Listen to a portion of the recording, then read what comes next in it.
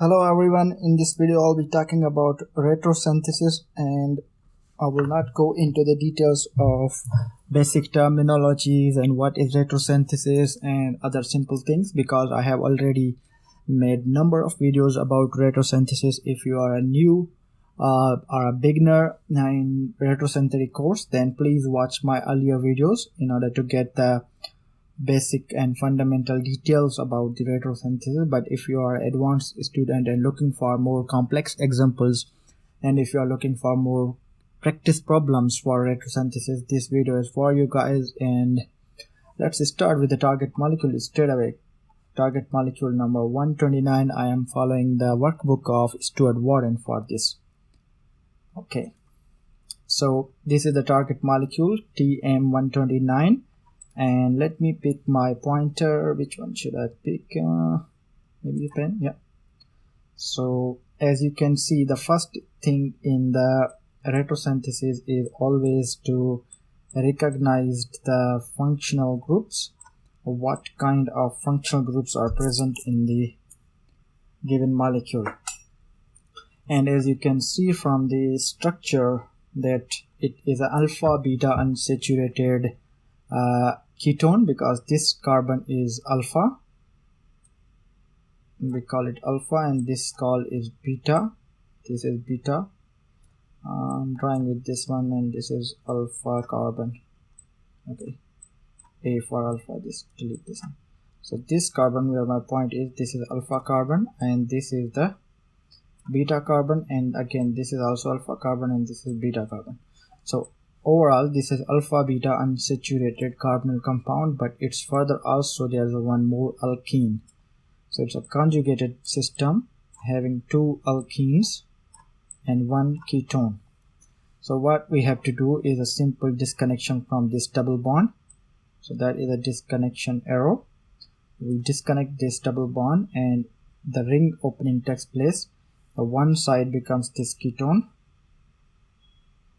and the other side is this alpha position, where it contains two acidic hydrogens.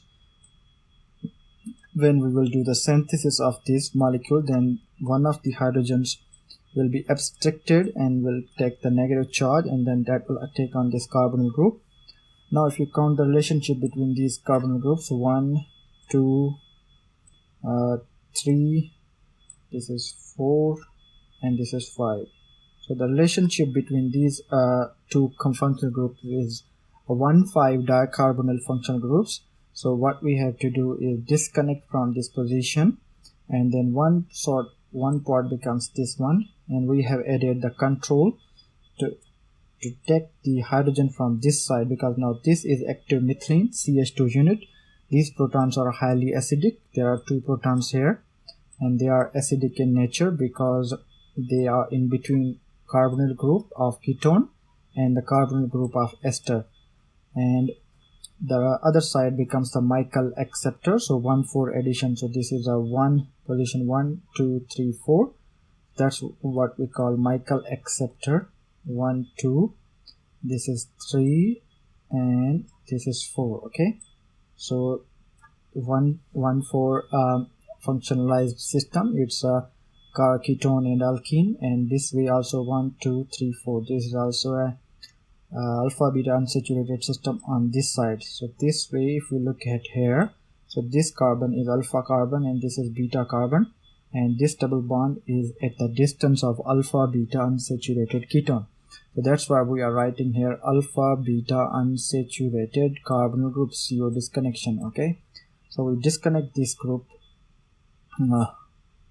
from here, this position, and we will have the cyclohexane CH2 unit here, and again we have alpha beta unsaturated disconnection, that is this one.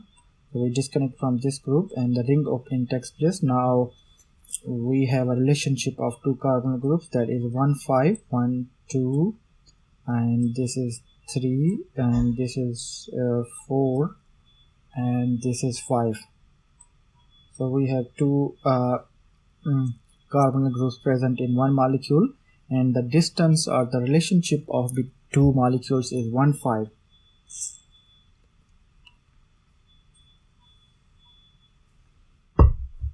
And one more thing, these two sides are symmetrical. That's why we are saying it's symmetrical.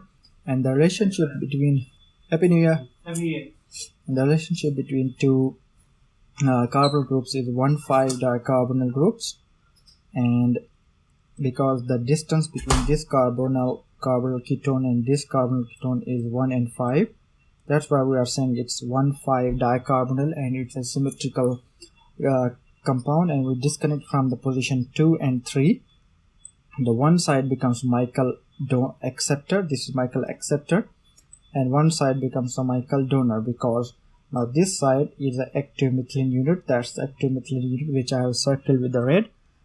Any base can pick proton from either of these two hydrogens and will generate a nucleophilic position there, nucleophilic site, and which will be a negative in nature, and that negative nature will attack on this carbon, and then this will move here, and then this will move there, and the cyclization will take place, and then you will get the target molecule when you will react these two species together. So this was the retrosynthetic analysis of this molecule. Let's have a look at the synthesis is pretty simple. So you combine these two together and you will get this one, and then you react this intramolecular aldol condensation, then you will get this thing, and you will react with this formaldehyde, then you will get this thing. And if you will react this and these together, then you will get this, and the intramolecular aldol condensation will give you this.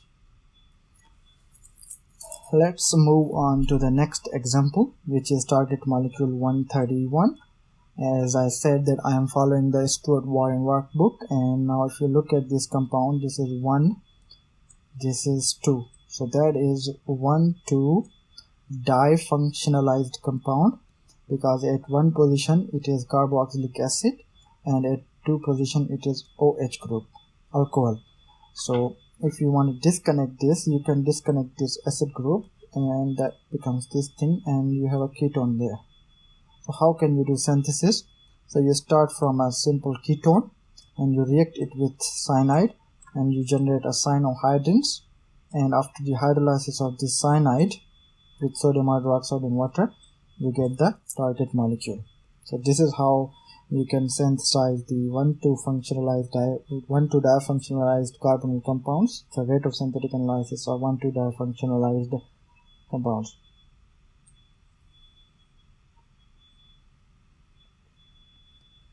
Next we have target molecule 133.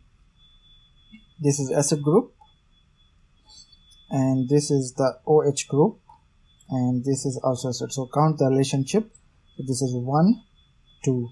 So the relationship between acid and hydroxyl group is 1, 2, and if you count the relationship between this acid and this alcohol, it's again 1, 2. So what we can do is straight away we can disconnect this carboxylic acid group, and we can use cyanide instead of that, and then this alcohol will be replaced with aldehyde. Now the relationship between aldehyde and carboxylic acid is 1, 3. That is 1, 2, 3, because aldehyde also contains carbonyl group and carboxylic acid also contains carbonyl group. That's why we are saying this is 1, 3 dicarbonyl group. Okay, then we disconnect from the 1, 2 position.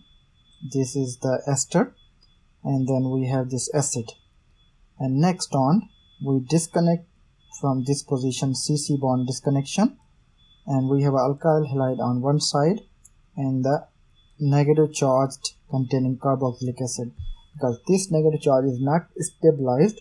So what we do is we add 2 ester groups on this carbon to stabilize this carb anion. So this is the CH2, and which contains 2 ester groups. That's why it's written CO2ET2. And so then this CH2CO2ET2, this base picks proton from this CH2, generates a negative charge, and that negative charge attacks on this electrophilic center, and you get alkylated product. This is called alpha alkylation, because this carbon is alpha carbon, this one is alpha carbon, and you generate a negative charge on this carbon, and that negative charge attacks on this alkyl halide. That is called alpha alkylation. And in the next step, again we react this compound with a base. Now we have again this alpha position, hydrogen is available, so base deprotonates this proton and generates a negative charge there, and then this negative charge attacks on this formylate ester carbonyl group, and the ester group leaves and we introduce aldehyde. So now we have 1, 2, 3 dicarbonyl compounds, but we don't have acid group. So what we do, see here, this is acid, this is ester. We first react this aldehyde with cyanide, okay, then it will become cyanohydrin, and then we do hydrolysis of cyanide and ester to get this CO2 into acid as well as the cyanide into acid, and that is the target molecule. Okay, I hope you got the explanation with synthesis and retrosynthetic analysis of target molecule 133, where we discussed the difunctionalized compounds having 1-2 relationship. Okay, let's move on to the next example. Okay, this is the next example, which contains OH groups, and OH groups are alcohols. This is a primary alcohol, this is a tertiary alcohol, and this is a secondary alcohol. So we denote the alcohols primary, secondary, tertiary in this way. This is the primary alcohol and this is the secondary alcohol and this is the tertiary alcohol. Okay, so these are the 3 alcohols, primary, secondary and tertiary. What we do is we disconnect these 2 phenyl groups from this position and we generate an ester group there. That's the ester, and this is alcohol.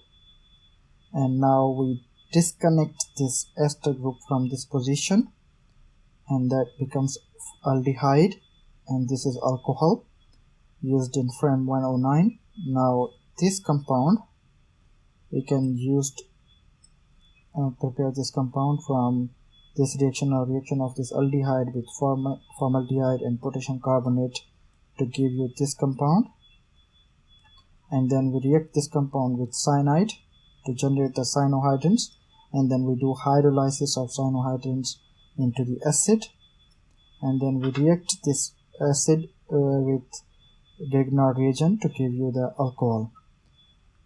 That was the synthesis of this target molecule 135, and this is the retrosynthetic analysis. Let's move on to the further things. So what happens is you have aldehyde, and if you react with in the presence of ammonia and cyanide, then you replace the carbonyl group with NH2 and cyanide. So this is called alpha cyanoamines. But if you can hydrolyze the cyanide into acid, then that becomes amino acids. So this is how the mechanism works out. So aldehyde, ammonia having the 2 free ammonia, in ammonia nitrogen having the 2 free lone pair of electrons, they attack on the carbonyl group of aldehyde, which is electrophilic center, and the bond between carbon and nitrogen takes place. That's a double bond, and in the next step this cyanide attacks on this electrophilic carbon, and this bond moves in the favor of nitrogen, and you get alpha cyanoamines. Now from here A to B, that is the hydrolysis of the cyanide. So we hydrolyze this cyanide by using sodium hydroxide as a base into the carboxylic acid. Okay, now next is this is an example of 1,2 functionalized compounds. So this is the so this is 1 carbon 1 and this is 2 1 difunctional groups, I would say. This is 1 difunctionalized carbons, because at carbon 1 there are 2 functional groups. One is NH2 and another is COOH.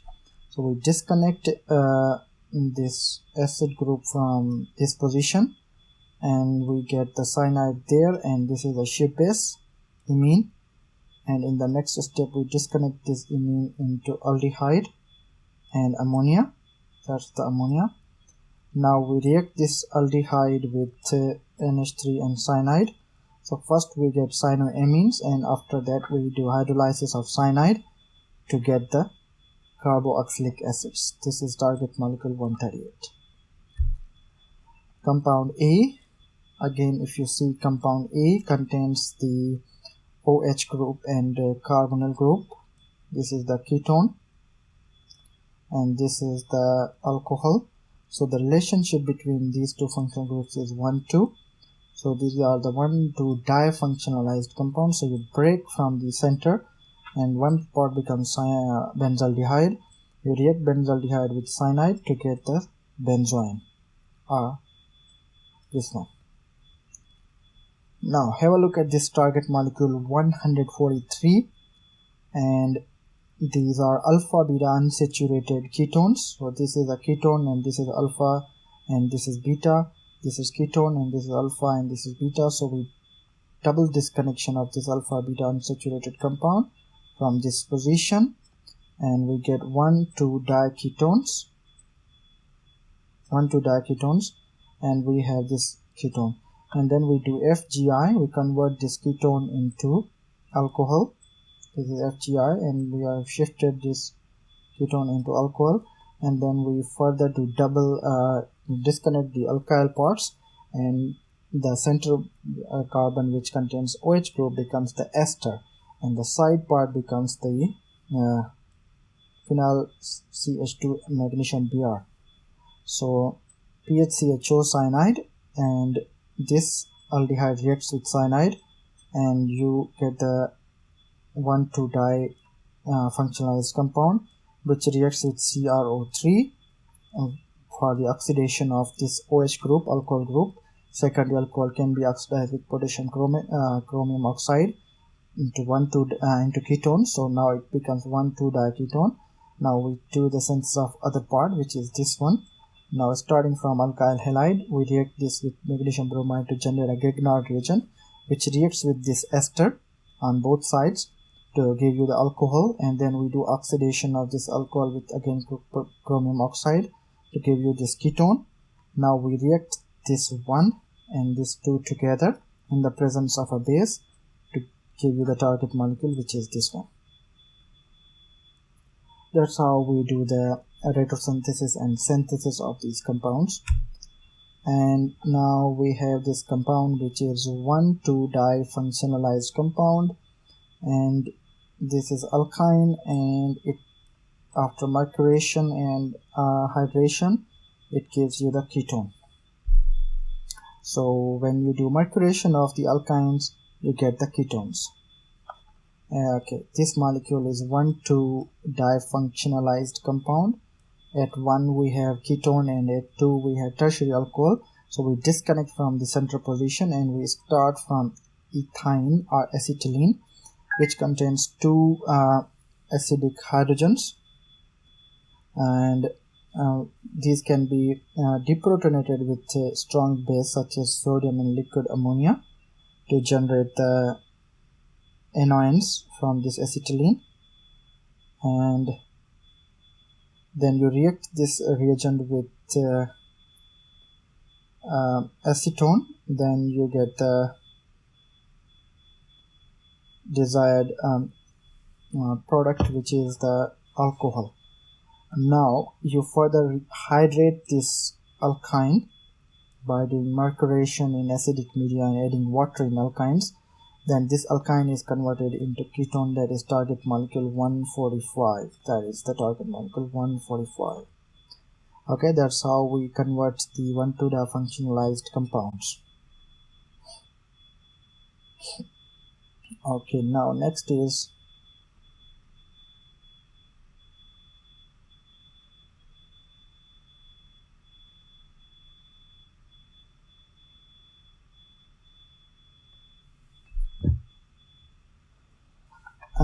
target molecule 146. That's the one. It's a cyclic ether containing ketone. Now first we do FGI. We convert we open ring opening of this ether. We disconnect this ether from this position or this position, doesn't matter, and we get alcohols on both the sides. And when we react these two OH groups together, then we can make the ethers. And then we do FGI, we convert this ketone into alkynes, which is this one, and now we disconnect this side and this side. These two becomes acetones, and the central part becomes ethine or acetylene. Now we react this ethine or acetylene with base in the presence of acetone, and then we get this product, and then in the presence of a next equivalent base and acetone we get this compound, and then we react this compound with mercuration in the water hydration, and then we get the target molecule 146. That's how we do the synthesis of this compound, and that is the retrosynthesis.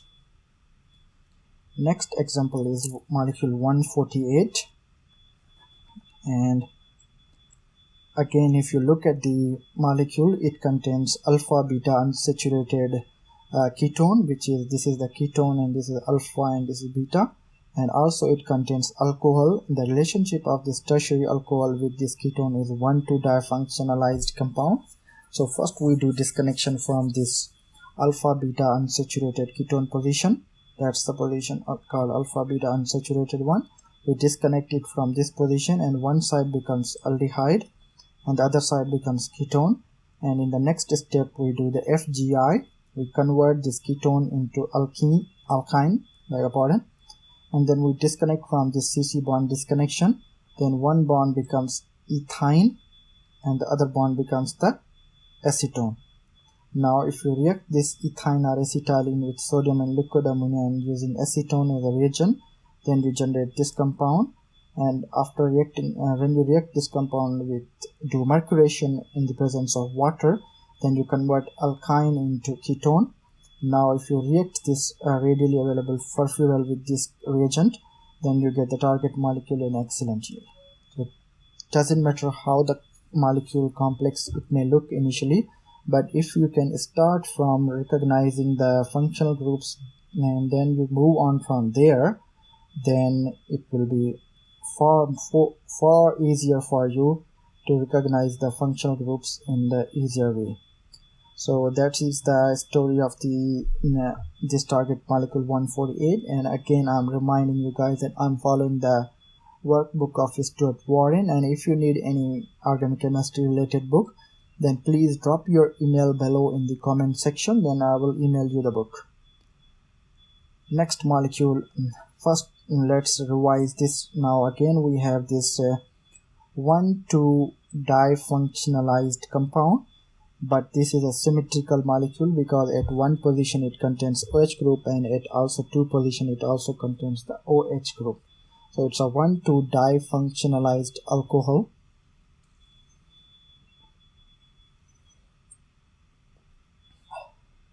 Or we can say it's a 1,2 diol. And then we do FGI, so we convert these alcohols into alkene, and then we do disconnection of alkenes by Wittig reaction. Okay, and if you don't know about the Wittig reaction, you can find the details of the Wittig reaction on my YouTube channel in a separate playlist that is called name reactions. So that is a target molecule 150. This is 1, this is 2, 1, 2 position, 1, 2 diols. You do FGI and then you get these alkenes, alpha beta unsaturated alkenes, and then you disconnect from this double bond. The one side becomes ketone and another side becomes ylide. Now you react this alkyl halide with triphenyl phosphine to generate the ylide, and you react this phosphine with the butyl lithium to get the negative charge here. Now this negative charge will take on this carbonyl group to give you the alkene. And in the last step, you do dihydroxylation of alkenes by reacting this double bond with osmium tetroxide or KMnO4, and you will get the target molecule 150. Next compound is this one. It's a ether. You don't need to worry about the compound, and if you see a structure, you may look worried that how am I going to do the retrosynthesis of this molecule. But if you start following the same principle which we have been following so many times, recognize the functional groups and then disconnect them, So this compound contains ether, cyclic ether as a functionality, and ester, and also it's a bicyclic compound. So first we remove these from this position, and then we get the diols. Okay, so the other part becomes acetone, and then we do FGI. We convert these diols into alkene. Now it's a Diels-Alder reaction. So the situation is created for Diels-Alder reaction. Now we do disconnection in the Diels-Alder reaction, and you get this diene and dienophile. In the forward direction, when you do synthesis, so this was the retrosynthesis of this molecule, and this is the synthesis of this molecule. This one is the synthesis. So you react this diene with dienophile, then you get this product, and then you react this compound with osmium tetroxide or KMnO4, then you get this 1,2-diol, and then in the last step you react these two diols with acetone, and this is called acetal formation, or this is called protection of the ketones with diols. Let's move on to the next example. So this is ketone which reacts with in the presence of magnesium or mercury benzene, and it gives you the diols. Now this is the diol. If you react this diol with proton, then you do get the acetone. You get the ketone formation. Now this is the target molecule 154, which is a ketone. If you do reverse pinnacle rearrangement, so you convert this ketone into 1,2-diols in the ring. Contraction takes place. So 6-member ring. This is a 6-member ring, and these are the both 5-member rings. Okay, so you convert this 6-member ring into 5-member, and you convert this into ols. Then we do pinnacle reduction. So you reduce from this position, CC bond disconnection, and then you get the two cyclopentanones. In the forward direction, what you can do, you react these ketones with magnesium and mercury in the presence of benzene to get the diols, and then you do the reverse pinnacle rearrangement. That is 1,2-diol rearrangement is called pinnacle rearrangement. So it's a rearrangement of reactions, and I will make a playlist about the rearrangement reactions later on my YouTube channel, where I will try to cover all the important rearrangement reactions from the Claydon book first and from other sources, so stay tuned. Let's move on to the next example, that is target molecule 156. So if you look at this compound, it looks complex, but it's fairly not that complex, because if we follow the strategy by starting from recognizing the relationship and the distance between the two functionalities. So if you look at here, it's a 1,2 difunctionalized compound, and at 2 position we have ketone, and at 1 position we have alcohol. So we disconnect from in between alcohol and ketone, and that is called acetylene condensation, and the ring opening takes place, and we get the esters, and then we do the Diels-Alder reaction of this compound. We get the 3 fragments, 2 dienes and 1 alkyne. So now you react these 2 dienes with this alkyne, you get this compound, and then you react with this methanol anthocylation, then you convert this intermediate into these esters, and then you react with this compound with sodium or potassium benzene reflux, you will get the target molecule 156. Okay, next example is this compound. So you already know that this position is called alpha position, and when we this is the enol formation of this compound, and you react with this Br, then you get alpha bromination, that is called alpha bromination, and then we can also have the beta bromination.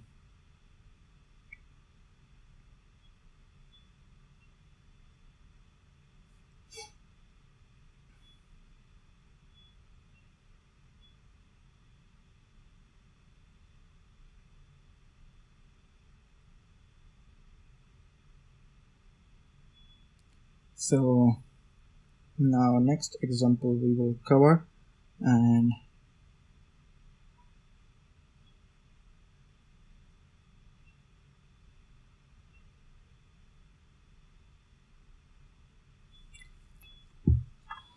this is the ester and this is the ketone.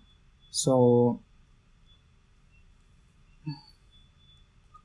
you can disconnect this ester from by doing FGI, then one side becomes alcohol and the other side becomes the leaving group, and you do FGI, you get alcohol, and then you further do FGI, you convert OH into Br, and that is the alpha bromination.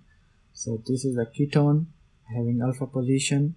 You react with Br2 in the presence of acid, RCl2, alpha bromination, alpha chlorination. You get this, and then you react this with sodium acetate to give you this product. Target molecule 158. Okay. Now we have target molecule 160. Again, you recognize the functional group. So we have ether and carboxylic acid at one position. So it's a 1,1 difunctionalized compound. This is the one position, and on the left side, right side, we have a carboxylic acid, and on the left side we have the ether, and that is called ether. So you disconnect from this position, then the one side becomes ol and the other side becomes alpha bromination of the carboxylic acid. Now you remove the chlorine, that is a chlorination reaction, straightforward. Then we start from the orthomethylphenol. Then you react this orthomethylphenol with Cl2 and HCl to get the para-substituted chlorinated compound, and then you react this compound with base and you get this target molecule 160. That's the one. Okay, so that is the target molecule, and let's move on. So MCPBA is an oxidizing agent which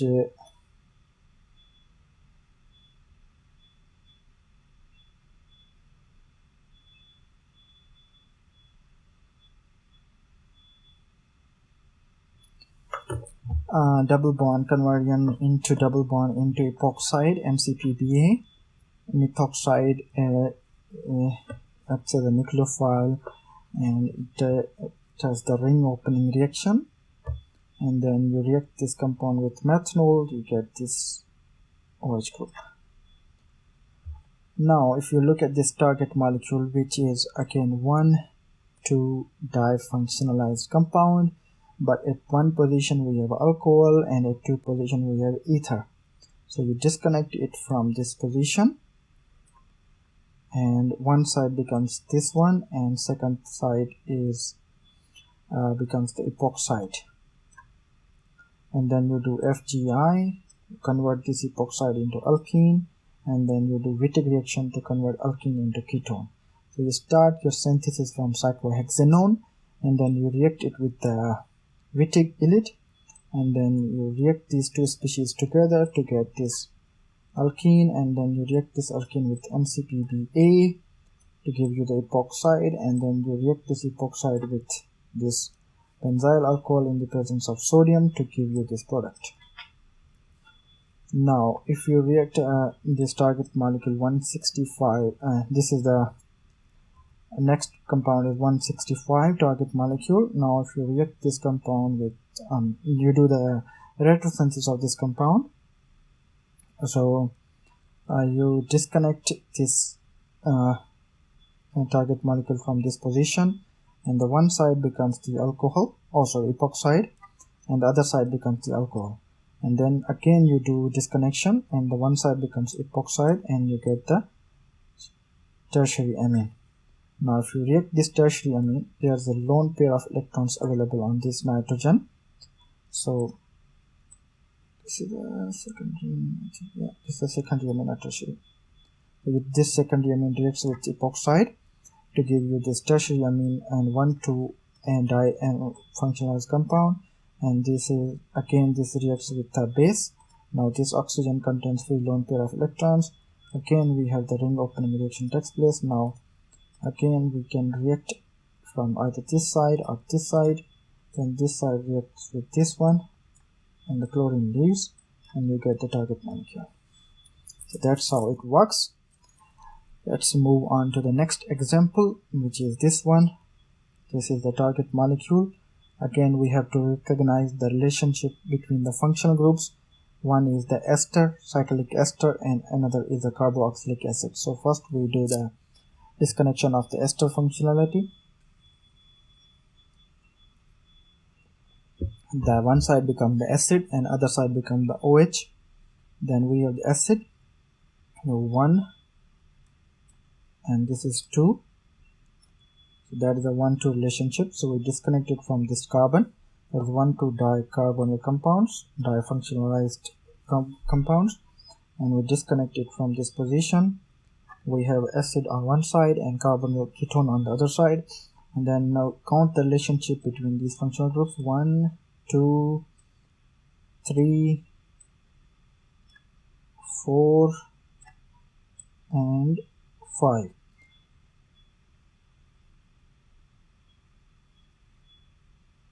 So these are the 1, 5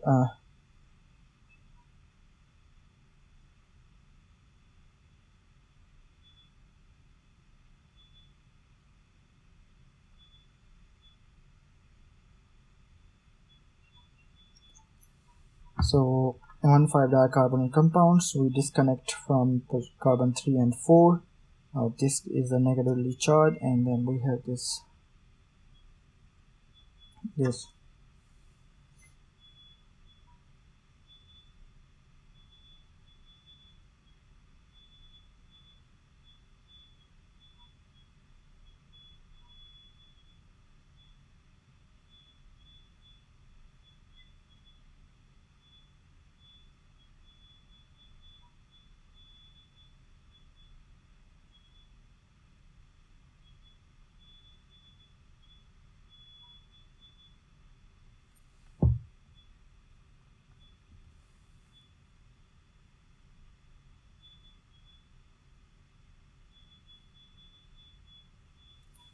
Acetone, alpha beta unsaturated, and then you react this acetone with the synthesis. This is the synthesis from this position.